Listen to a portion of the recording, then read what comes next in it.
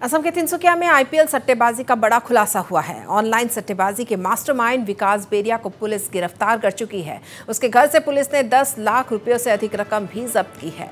विकास बेरिया ने पूरे राज्य में आईपीएल की ऑनलाइन सट्टेबाजी का जाल बिछाया था। लंबे समय से फरार विकास बेरिया अब पुलिस के हत्थे चढ़ चुका है। उसके भाई और मामले में आरोपी नितिन बेरिया के घर से भी 9 लाख रुपए जब्त किए गए हैं।